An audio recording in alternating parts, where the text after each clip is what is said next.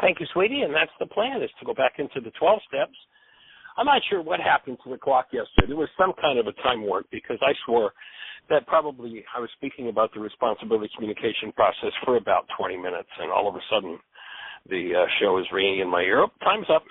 So we'll go back to that tomorrow, and we may end up alternating a few more days. Who knows with the 12-step work, which I think is going awesomely. Getting reports from several people that are really benefiting, Gail, from the input that you've got, and Dave and Dr. Tim. There's lots of really powerful input and an overview and understanding of the parallels and the way to put the two sets of tools together to enlarge the toolkit. So fabulous, delighted to be here. Gail, how do you be, young lady? I am well. Thank you. Wonderful. Anything new and exciting in your life? Nothing new and exciting well, okay, now that you mention it. Last week when I was doing the 12 steps, Monday, Tuesday, and Wednesday, I had such a high level of vitality. And, of course, naturally by Thursday and Friday, I hit a healing crisis. That is one new thing. You. Yeah, good for me. Next layer, right? Well, that's what it's all about. And, it's interesting. There's a new film out there that Jean and I went to see. That's how we're taking our intermissions from the intensity of what we're doing here between getting set up in the house and getting editing done. But we went to see, and I invite everyone who doesn't know what a healing crisis looks like or a healing process looks like to go and see the film, The Letters. And it's a story of the life of Mother Teresa, who has this experience of this super high vitality and direct communication from love, from the Creator. People would call it God, whatever word you want to use. I don't think love cares what you call it. It's kind of like one of my favorite sayings is, call me anything but late for dinner.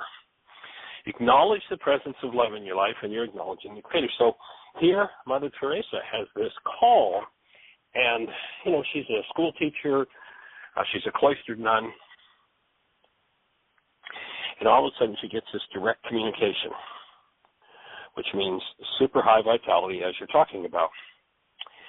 And a significant part of the rest of the film, aside from, giving you a pretty good window on her work and some of the stuff she went through, some of the challenges she had, they introduce her spiritual advisor, who has, and I've ordered them because they've now been published, a copy of all her letters to him. And what I realized, if you go back and you read the lives of many of the saints or the mystics, what you find is people who have this beatific experience, this full-blown white light experience to the extreme, and stay in it. And then their rest of their lives is torture. And they talk quite a bit in this film about Mother Teresa, who is doing this awesome, wonderful work based in love, and it's really powerful space of love that she holds for things that would turn most people's stomachs. And yet, in her letters to her spiritual advisor, she's describing this torture that she's going through. And, of course, I've read about that sort of thing before with the mystics. And what clicked is, I got it. What happens is when you get to that really, truly full-blown light experience, which is just beyond comprehension. If you took the most delightful, awesome, fun, exciting, sweet, wonderful experience you've ever had as a human, and then you multiplied it by the largest number you can imagine. When you were kids, you played the game of 100 quadrillion, million, billion, zillion, quadrillion, billion. If you multiplied it by that, you wouldn't touch what that experience is. So here, Mother Teresa has that experience, transforms her life, and then she goes into process. And because she doesn't have the tool of forgiveness, her healing crisis just goes on and on and on and on. Without the awareness of what the symptoms of healing look like, people stay in it forever. The mystics, these tortured lives, and what they're being tortured by is the content of their own carbon-based memory, their own generational patterns. That there's the vitality to start to move it, but because they don't know how to crack it open, they get stuck in it. And a lot of people have, rejected the mystical experience because I don't want to go into that kind of torture. And what's happening is they're stepping in with the opening and the opportunity to clean up 1,000 generations of insanity that's gone before them. The hate, the fear, the rage, the guilt, the quote-unquote demons that have plagued their generations. And it just was like a big opening for me to watch this and realize, that's what the mystics are describing as being tortured. They're in a major healing crisis, and because they don't know what drives their perception that is tortured, they don't know how to collapse it and go in and clean it up. An interesting view, and I was going to share that on the show at some point today, but you certainly created the opening when you talked about, along about day 4, you go into a major healing process. And isn't it awesome that when we do step into that, and I can remember times when in the early days, and I didn't really understand what was going on, and a healing process would open and would go on for days. And now the same healing process, or perhaps a more intense one, will open, and I can be done with it in 10 minutes because I know how to do it now. I have the tools. These people didn't have first-century Aramaic forgiveness, and so these things just went on forever. So it is nice to have the tools, isn't it, Gail? It is. It is, for sure. Yes. And thank you for that piece as well. I mean, knowing now that, even Mother Teresa dealt with this and suffered. Wow. So that helps. That helps a lot. We only suffer. Yeah, there's no demon that can make us suffer. What the Greeks ended up calling demons or evil spirits is simply the mind energy of generational patterns. That's where the torture comes from. And knowing how to crack it and remove it, forgive it, is just, monumental. Agreed. I'm grateful to be on the team, and I'm grateful to be able to offer another piece. So am I. Let me just, while we're on that topic, let's see if Dr. Tim has any thoughts about that. Tim? Okay. Which one? Just the whole thought of what was happening with the mystics. I'm sure you've probably read some of those things where these people are living these tortured lives. Does that fit for you? Does that make sense for you? Yes, absolutely. And as you were talking, it was even making more sense. For years in my studies and readings, I've heard about people who had these peak emotional experiences or enlightenment moments or gifts, whatever you want to call it, and then they end up living in a broken body. Car accidents that leave them in chronic pain, debilitating chronic diseases, and they just keep going. Mayor Baba and Krishnamurti and all these people, many that I've read about. I forget the name of the book, but I read one recently where I talked about it a year or so ago on the show. And this monk who he worked in the kitchen and became enlightened. And there he was in the last years of his life, racked in pain and physical pain, and they would go to comfort him, and he would say, "No, I'm leave me here. I'm offering up my suffering." Yeah, let me just suffer. Well, I'm doing it for God or whatever. So, yeah. And with the understanding that I've been building over the last 20 years or so, breaking out of the mold of thinking. I mean, I was raised in a Catholic tradition that had you, every time you were going through some kind of pain, we were told, offer it up for the poor souls in purgatory. Literally. Stay there, suffer. You're kneeling on the floor because there aren't any padded kneelers left, so you're kneeling on the floor and your knees are hurting, and it's, 10, 15, 20 minutes into it, and there's pain shooting up your legs, and you're told just, suffer it and offer it up for the poor souls in purgatory. So as I was listening to you talk about it, the little light bulbs are going on saying, you know what, I'll bet that's more the case, that this is a situation where people were, a lot of spiritual traditions say you can't storm the gates because my physical body in this moment doesn't have the vitality that could actually contain or survive experiencing the level of energy that it's ultimately capable of experiencing. It isn't vibrating at a high enough frequency. And when I get exposed to those higher level frequencies, if I'm not eating right, in good physical shape, in good mental and emotional shape, and armed with the tools to get rid of the energies that don't belong, all I'm going to experience is an intense activation of a lot of negative energies that don't belong in my system, which we call symptoms.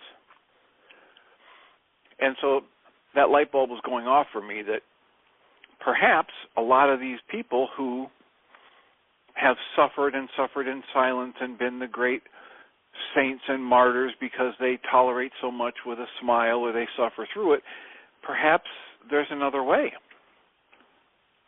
And I think it's great that they don't get negative about their symptoms, and at the same time, wouldn't it be wonderful if there was a way for them to actually process through the energy and be relieved of the symptoms? Yeah, I think in that context of that story about offered up for the souls in purgatory, they'd probably be a whole lot happier and better off if we offered aliveness, joy, creativity than suffering, pain, and trauma. It's just like the whole root of the idea of sympathy is suffer with somebody as opposed to being the space and holding the space of love. And I think that was Brother Lawrence that you were talking about that experienced his enlightenment while washing dishes. And yeah, if we can't process what needs to be processed, it's going to express in the battleground of the body. It's going to express symptomatically. So probably Gail has the answer as to exactly how long, when somebody gets into the 12-step program, they have to do their work to be cured, to be finished with it. Was it a year, 2 years, Gail? It took about 2 years to get through the steps the first time, but I continually work the rest of the steps every day. I work all the steps every day. You mean in that first 2 years you weren't finished? No, I was not finished after 2 years. I was not cured. I was not cured at all. Come on, you've seen my my personal code evaluation scores when I first met you. No, I was not finished. I'm a wise guy. And there are people who have knocked me when they say, "Well, you've been doing this for 45 years and you're not finished yet?" No, not finished yet. Well, there must be something wrong with this. No, it's called a process. And when you realize, and I forget exactly the number, but, in 30 generations of your bloodline, if you sit down with a pen and paper, in 30 generations of your bloodline, there's over 1.7 billion people. 30 generations, 1.7 billion. One yourself, one generation back to two generations, 4, 8, 16, 32, 64, 128, 256, 512, 1,024. Doesn't take long to get up to a billion, and that's how many there are in 30 generations. And that's what we're talking about, inviting people in to clean up, because that genetic structure that they used to say was junk, the part of the genes that was junk, and originally they were saying over 90% of our genes are junk, the DNA is junk. It's not junk, it's the most exquisite database that ever existed. It carries every thought, every feeling, every reality from every generation. And if your so-called body, your multi-generational database, your body is going to be a fit instrument with which you incarnate the active presence of love, then you're going to have to clean out of it that which is unlike love. And you start thinking about, the ignorance that in this modern, enlightened day and age we live in, we still live in a world where in the last 75 years we've killed over 275 million people in war. Not much enlightenment there. What do you suppose life was like on most of the planet 5 generations ago, 10 generations ago, when Genghis Khan stalked the earth? What do you suppose it was like?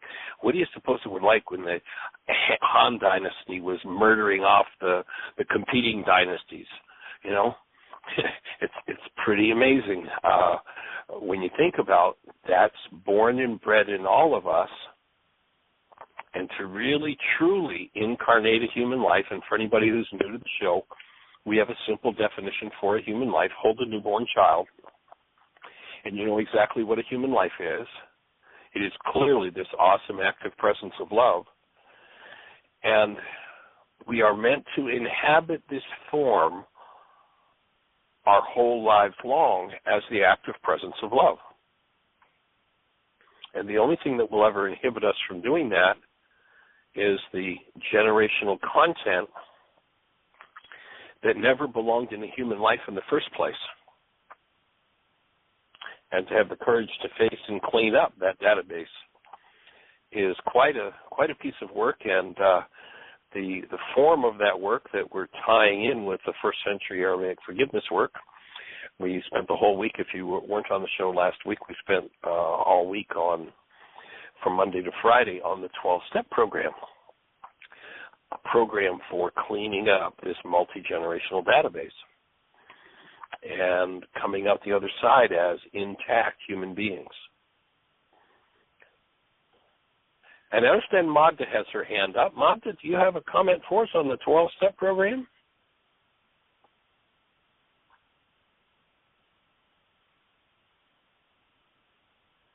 Is Magda there? Hi. Hey there, young lady. Welcome. Hi there. I called in because you had talked to me the other day about calling in on Tuesday. This is Tuesday, right? The responsibility communication.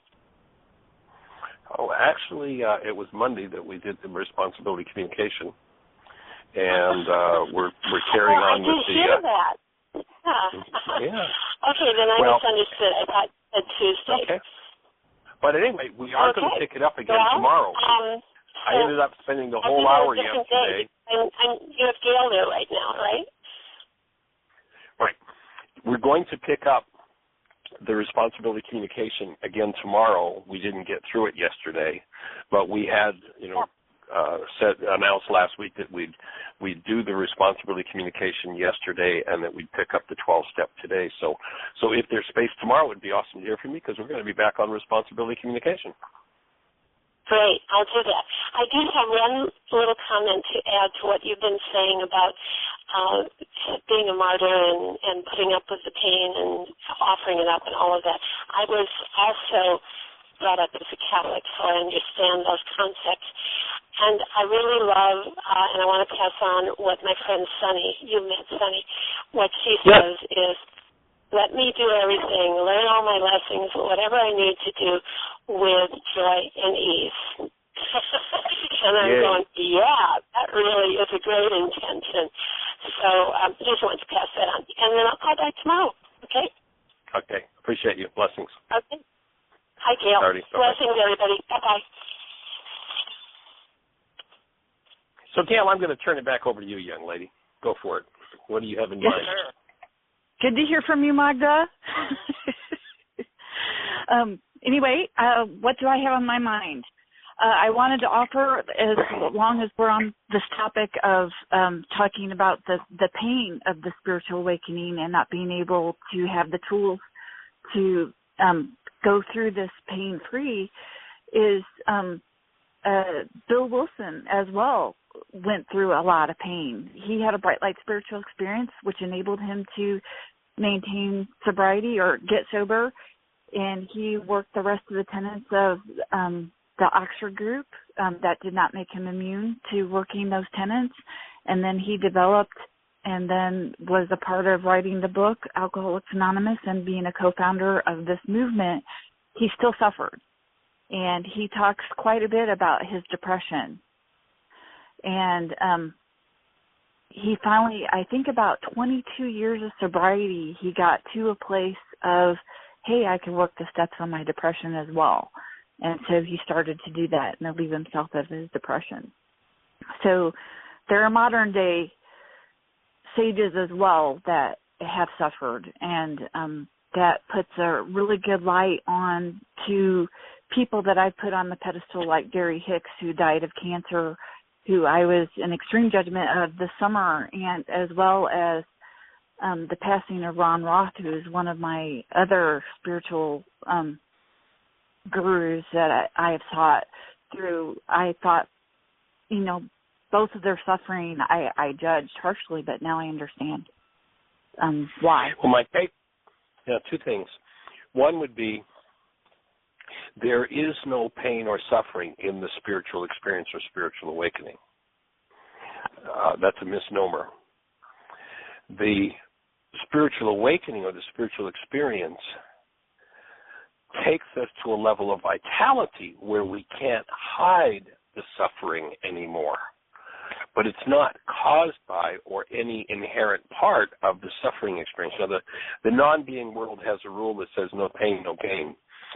My rule is no pain, no pain. And if there's pain there, then you're going to get to deal with it. And by being vitalized through the spiritual experience, you're going to have the vitality then to bring out of hiding that which you've been hiding from yourself. And my experience of working with any kind of addiction is that the addictive substances and in the work that I've developed in the 12-step, in the codependence to interdependence workshop, we define addiction as the compulsive use of any person, place, substance, or activity to, one,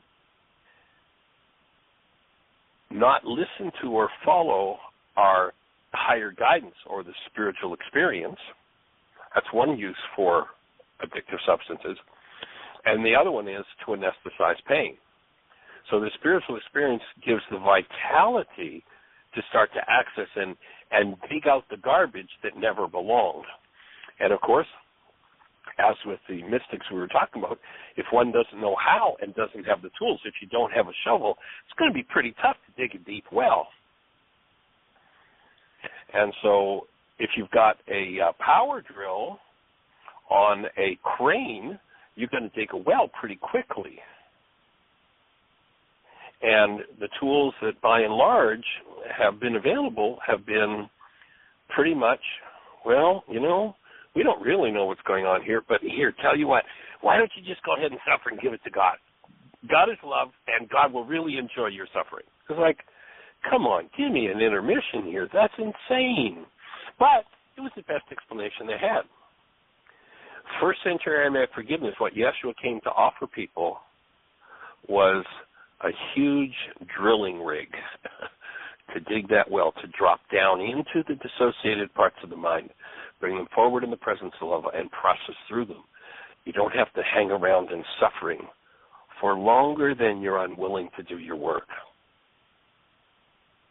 And the work is, and the suffering is caused by the content of carbon-based memory, not by God.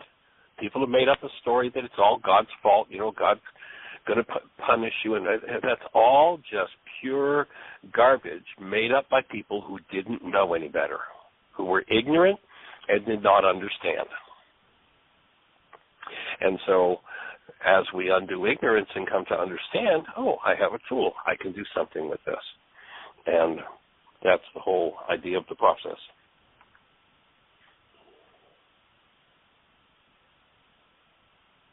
Understood, and thank you for clarifying and tweaking that for me. Cool. Cool. How about I recap what we talked about last week real quick? Yeah, and we will continue go on. For it. And okay. I think I wanted to add that. Go ahead. Go ahead. We've got a little bit of overlap here, so go ahead. I'll be silent here. I think doing the responsibility communication at this point is excellent, because the next thing I was going to talk about is the amends process, which looks similar, believe it or not, to the responsibility communication. But I'll recap first, and we will move forward. What we talked about last week are the steps. We got up to step 7 on Friday with a little side note about what sarcasm really is, and thank you for that piece as well. But anyway, step 1, it basically is I can't think, or I can't drink and I can't think. It's a 2-part step. Step 2 is about doing something different. Step 3 is a decision to finish the rest of the steps. Step 4 is writing down on a piece of paper what our thinking looks like, looking at how we put ourselves in a position to be hurt. We address our resentments, fear, sex, conduct, and harms to others in the 4th step. In step 5, we admit the exact nature of our wrongs to God, to ourselves, and to another human being. And we talk about our thinking errors. In step 6, we become willing to get rid of those thinking errors, which are called character defects in step 6. And we ask ourselves this very simple question: are we ready to let go of everything that we see that is objectionable? Those are the things that we looked at in step 4 and talked about in step 5. And in step 7, we give those things up to God. It says we humbly ask God to remove our shortcomings. Character defects and shortcomings are similar. They're errors in thought. If our aim is to be loving and we are short on love, that is a shortcoming. If our aim is to be tolerant and we are intolerant, that is a shortcoming because we're short on tolerance, or we're short on patience, or we're short on love. I wanted to also share our 7th-step prayer that is in the Big Book of Alcoholics Anonymous. It's a suggested prayer. It's a very, and it's not prayer by the definition of to capture God. It is more of a request of God, and it goes like this. Our Creator, that's the wrong one. Our Creator, take me both good and bad. Take away from me every single defect of character that blocked me off from you and my fellows. Oh. And the rest of it is grant me strength to do your bidding. And just a very simple prayer, very powerful prayer. On some days, I don't know what character defects are blocking me off from God. And some days, a character defect can be a character asset. It just depends on how I use it. And so that prayer, I believe, is very perfect because it's asking God to take me both good and bad and to take away everything that blocks me off. So I wanted to offer that. And with that offering, did you have any comments at all before we move on to 8 and 9? Right on track. Right on track, and it ties right in with the step of 5B, where I ask Rika for support in opening the space to come back into conscious relationship with all dissociated content and clean it out. Just exactly on track. Absolutely. Thank you for that. 8, or what I said on Friday is that there's 6 and 7. 6 is we become willing. 7 is we do. 8 and 9 are similarly matched up with that. With 8, we become willing, and 9 we do. And I love it when you talk about willingness being the cosmic grief.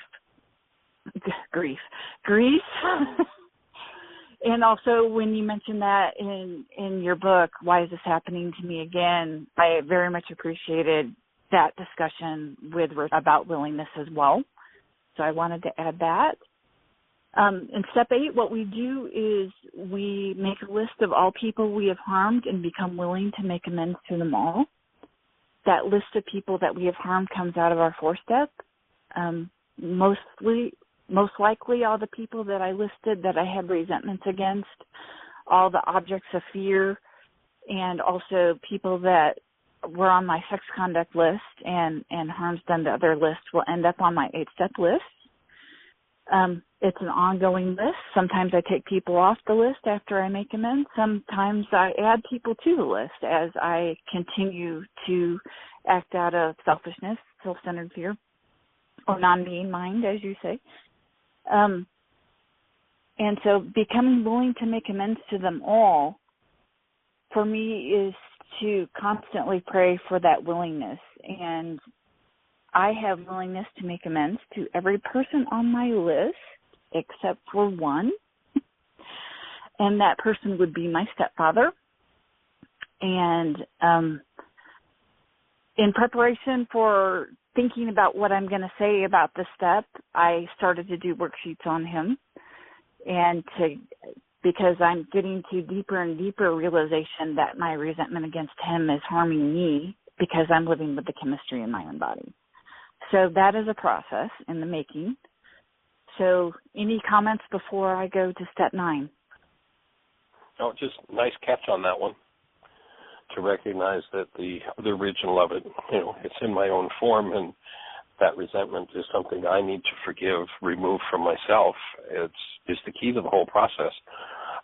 Does that mean that I have to approve of everything that anybody or everybody's ever done? No, not in the least.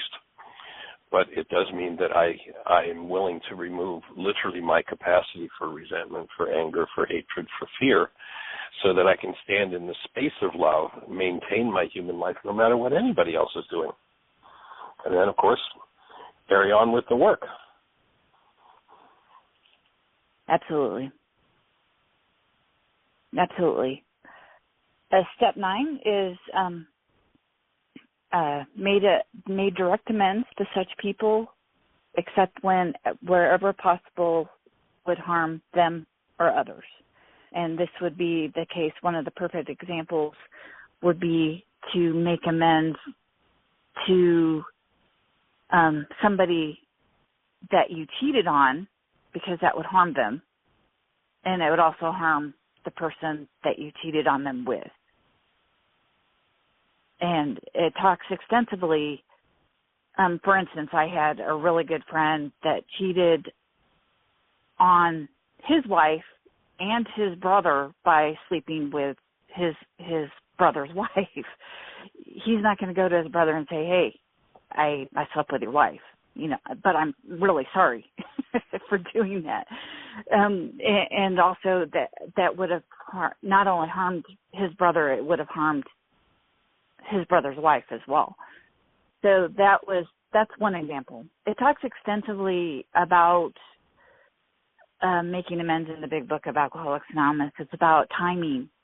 And it also says wherever possible. And the wording there, opposed to whenever possible, saying wherever possible invites God into the process. It's about prudent timing. It's about inviting God into the process, not making amends out of ego or self-centered fear. And that's what I've done my whole life. I'm sorry. I'm sorry. I'm sorry.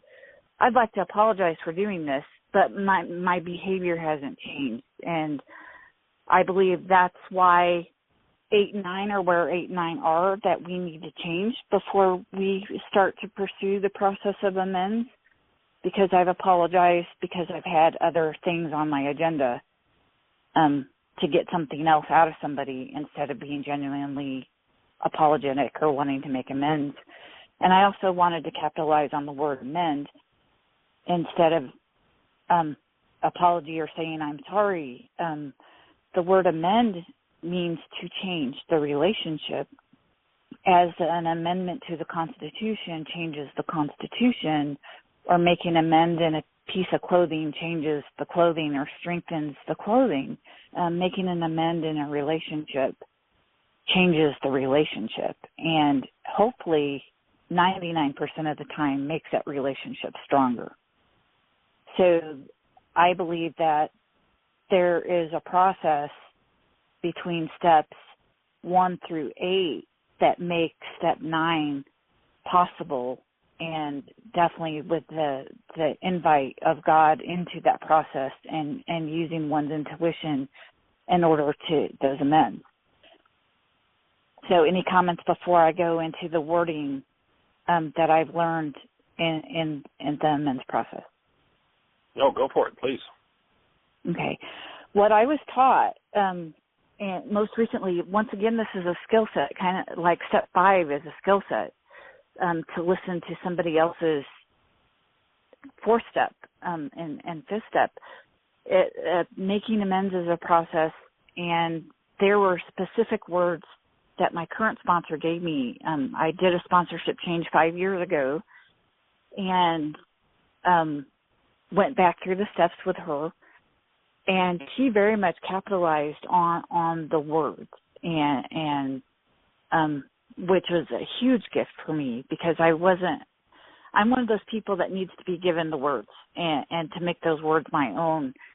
And the main words to focus on is, when I make amends to people, is the admittance of wrong. I was wrong. I regret is the other word. Instead of being I'm sorry or I apologize, expressing regret. Instead of having guilt, shame, and remorse, there's a difference between guilt, shame, and remorse and regret. I regret that I behaved this way, or I regret the harm that I imposed upon you. And the next important idea to convey is, how can I make this right? The willingness to get right is very important. Letting go of the self-justification and the reasons why I did it, and what they did in the mix, and taking total and complete responsibility for what I did. So, and staying on my side of the street, so to speak, and that at that point in time, how can I make this right, is an invitation for me to listen to everything that they have to say, to express their side of it, and also to be given the opportunity to make that right, and then from there negotiate on the best course of action to be taken to make it right. My input there is that oftentimes I think this is a place where people try to figure it out, and I consider that to be the number one pseudo-solution of the non-being mind, if I could just figure out. And I think that a really powerful place to go in this step, that this work can deliver to that step, is to really truly be in the space of the love exchange, where love is fully conscious, active, and present in one or both or whatever number of people are involved in it, and that active presence of love can make things right that in a million years a hurt mind could never figure out or never come up with. The energetic dynamic of the miracle happens in that space when love is conscious, active, and present, rather than it being, a negotiation.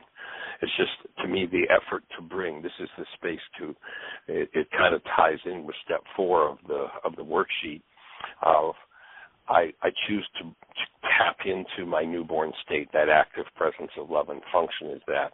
And when I am, preferably the person I perhaps have a conflict with, can bring that forward, it just opens doors that can't be fathomed by the intellect. Understood. A lot of people think it's just about an apology, and I wanted to offer what I have learned with this step. The other thing that I wanted to offer, too, is when going through the worksheet in Florida, and I was like, where's the amends process in this? And Joel turned around and said, the amends process is when we offer a goal to them in the 7th step. And absolutely right. And then when you did the responsibility communication process, and Sarah did it with, and I can't remember the name of the other girl that she did it with, and we went through that sheet, I saw the amends process throughout that sheet as well. And most definitely I have used that to add to the amends process when I've been in a position to be able to, or I should say, the honor and ability to opportunity to make amends to somebody else. That has definitely been something, it's been an added tool for sure. I think that both step 4 in the 7-step worksheet where I choose to tap in, where I bring forward that active presence of love, is a big part of the amends process. And to me, the word amends there means healing as well. That there's going to be a reorganization of my energy system, which will then source things in a higher way, and literally a reorganization of the energy system of the person that I'm interacting with. And when that reorganization occurs, oftentimes the thing that was the big deal, I mean, one of the most common comments that I get when people get to step 6C in the worksheet, and they're looking at how do I see this situation I started out working with in step 1 now, and they're like, I can't believe that my mind actually believed that was such a big deal, because it's silly now. But you watch somebody going into the front end of the forgiveness process or the front end of an amends process, and they're ready to tear somebody's eyes out over this issue. It's so emotionally charged for them, but they have no idea that they're ready to tear somebody's eyes out because of the emotion in themselves. And when they go through the forgiveness process and remove that emotion, all of a sudden they look back at that exact same thing. It's like, well, it was so silly to be upset about that. That's the healing process that to me is so powerful when I cancel my goal and I invite Ruka in to rearrange the energy system. That's where the real power and the healing occurs. So I see both of those. That's step 4 in the worksheet of bringing love present, and then step 7 where I create a loving goal that I'm willing to offer to them, are both to me part of the amends process. And in between is the healing process that opens a space for both people. Agreed. Well said. Cool. Yep. All right. So, well, anything else on step 9? I believe I'm complete on step 9, and I think that it just goes along perfect with the responsibility communication that was brought forward yesterday, and I look forward to being able to hear what happens tomorrow on the show with the examples I think that you're going to have. You're going to have people call in for that. So we can continue the rest of the steps real quick. And yeah, let's go for it. Step 10 is we continue to take personal inventory, and when we were wrong, promptly admitted it.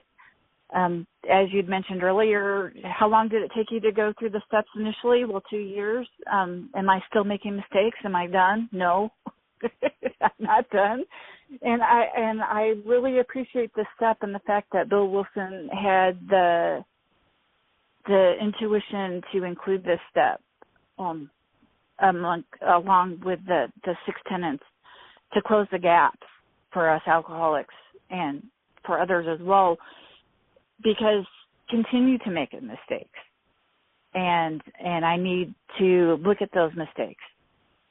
And one of the things that I learned from the Aramaic forgiveness process, and one of the things that enables me to do a spot check inventory, is if I'm doing anything or reacting to anything that is less than love, then it's on me.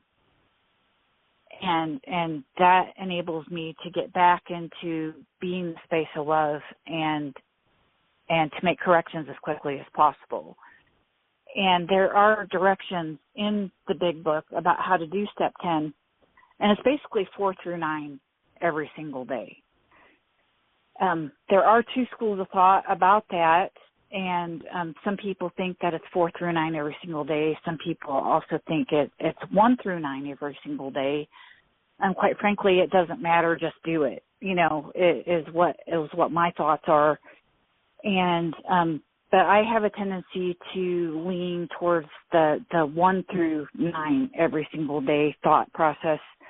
And the reason why I say that is because of the writings in the 12 and 12, which is a book that was solely written by Bill Wilson 15 years after he got sober, and its intent was to introduce the 12 traditions. He added essays about the steps, to offer his experience 15 years later to the big book, and he talks about extensively restraint of pen and tongue, delay taking action before you get to that inventory process. And for me, I need to take a step back before I react and realize that I am powerless over whatever is going on, that my life is unmanageable because my thinking is in error, and that I need to do something different in step 2, and I need to make a decision to go through with the rest of the steps, and then to inventory that and talk about it to somebody else if I did do something wrong. When I figure out what the exact nature of my wrongs was, when I do that spot check inventory or write something down on paper, and then to give those character defects up, and then to right whatever wrong that I did. So that is what step 10 is about. And then the 5th instruction that they give in the big book of Alcoholics Anonymous is about resolutely helping others. Is after we have harmed somebody and have made amends, that we go out and help somebody else, help another alcoholic start thinking about other people. So that is step 10. Right, that's powerful. And, the invitation's always there to share the tools with others, so that fits well with what we've developed in the Wise as That to Me Again work. And for me, as I look at the 10th step, I think that the wake-up sheet, the reality management wake-up sheet, is the perfect tool for the 10th step, ongoing personal inventory and resolution of issues. So if somebody, when we get people started on the wake-up sheet, we usually suggest they do 5 a day for the first 40 days. And we've had people carry that tradition on in their lives for decades, that they do. It's just part of their lives. Just like they wash their face every day, they wash their minds every day. And they go through the process of forgiveness, 5 times a day, every day, and that's really going through the whole process and taking the inventory and then cleaning out whatever you find there. And as one undoes blocks to truth, new issues, new perspectives show up. And I notice there's a lot of focus on the word wrong there, and I like to help people to shift that focus a little bit to recognize that the position that I'm in right now and what I did that seemed so wrong might actually be the thing that delivers me to healing. And so maybe it wasn't wrong, but it wasn't the highest and best choice at the moment. And to put it in the category of, for my true spiritual journey, living as an alive, awake, aware human being, perhaps this was a necessary step. There were certainly higher ways I could have done it, so maybe it was not right. But when I give it a categorical wrong, I can tend to lock myself into that pattern. And to me, the whole idea is to unlock myself from the patterns that don't support the expression of my true human life, of aliveness, of joy, of creativity, and of love in my life, compassion. So letting go a little bit of the positive wrongs, and okay, so that wasn't the highest and best choice, so now I'm going to make a new choice, I'm going to clean that one up, I think opens a different quality of energetic space. Agreed. Cool. So we're at step 11 then. We've got 2 more steps. We're step 11. 10 minutes. Yay. Okay. 5 minutes apiece. Step 11 is we continue through prayer and meditation to improve our conscious contact with God as we understand God, praying only for knowledge of His will for us and the power to carry that out.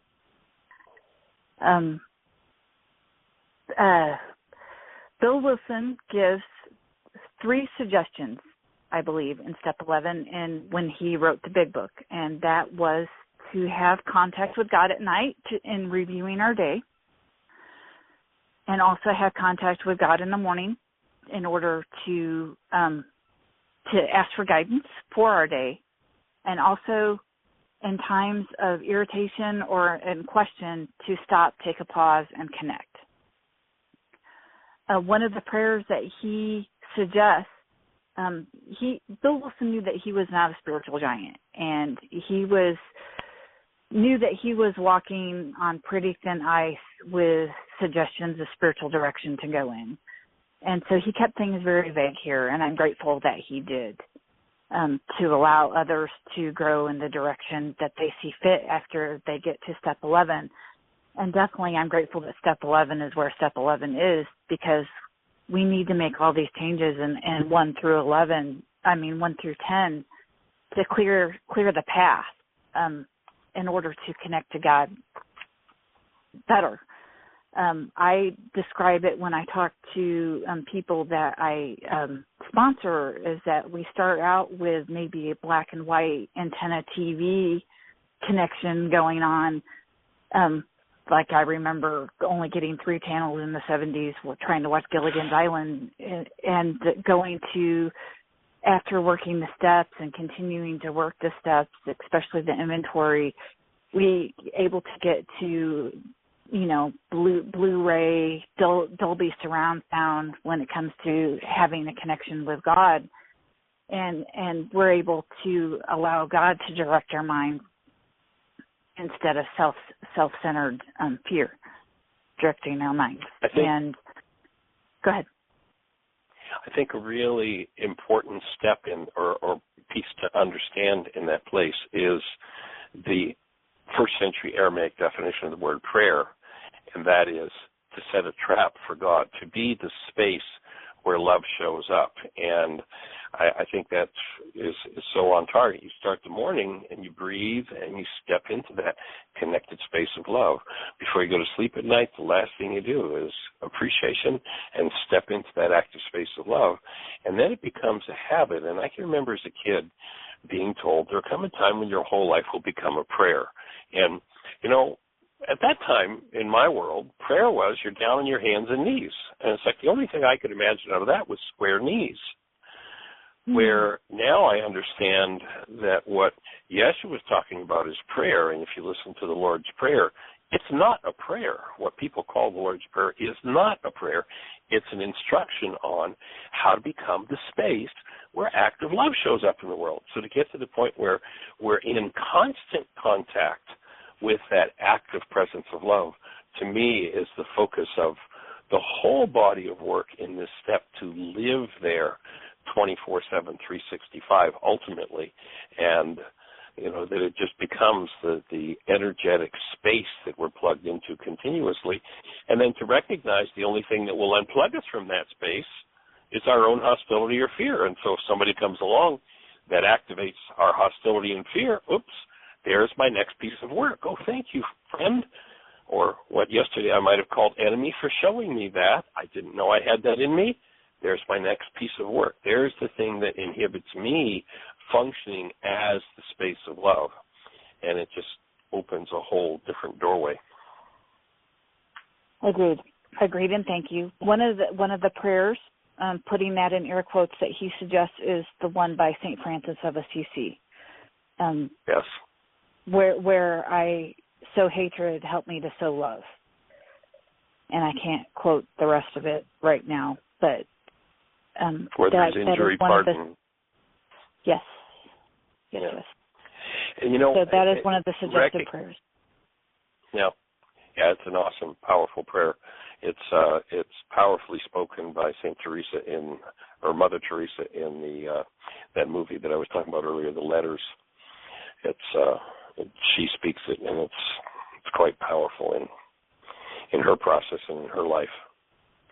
And to recognize that the whole process becomes that of doing our work, and it's a continuous, ongoing opening to deeper and deeper experiences of literally the presence of love in every cell of our structure, so we're plugged into that continuously. And, of course, once you do that, the 12 steps kind of natural. You're going to extend that to others. Absolutely. A little side note, people consider pursuing their separate spiritual paths to be their 11th step. I consider becoming one of the first things that I did after I got to step 11 was to become a Reiki master teacher. That was a part of my 11th step process. And believe it or not, that 11th step, that brought me to you. The gentleman that introduced me to Reiki, actually I was doing a home daycare and I had 3 moms that were second level Reiki practitioners. So I thought that was a hint that maybe this was something to pursue. So the gentleman that attuned me to Reiki 1 and Reiki 2 introduced me to Celebrating Life Ministries, which was an organization that was started by Ron Roth, he was a born healer. And from listening to Celebrating Life Ministries on a teleconference, I was introduced to Dale Allen Hoffman. And from Dale Allen Hoffman, I was introduced to you. So I consider being a part of Celebrating Life Ministries, being a part of knowing Dale Allen Hoffman and being taught to do toning and Aramaic and being introduced to what the real words are and the real meanings and the possibilities of who Mary Magdalene is, and Yeshua, learning his true name, and then being led to you and studying under you. I consider all that to be a part of my 11th step. Right. Cool. And then the next step, and we're down to just the last minute or so, of course, is to invite others into the process, right? Yes. There's 3 parts to the 12th step, and that is to have a spiritual awakening as a result of these steps is one of it. I feel like I have a spiritual awakening every day. The second part is to carry the message to others and to practice these principles in all of our affairs, to carry the message to others. And AA terminology is to share experience, strength, and hope, to teach people how to work the steps, to be a tour guide through the AA literature and to introduce them to God. That is the message. And to practice these principles in all of our affairs is to work the steps in every area of our life. Awesome. I think I did that under 60 seconds. You did. And so we are down to just the last few seconds. And much appreciation. I'm grateful for this opportunity. We're going to do a bit of a poll and decide what day of the week we're going to turn into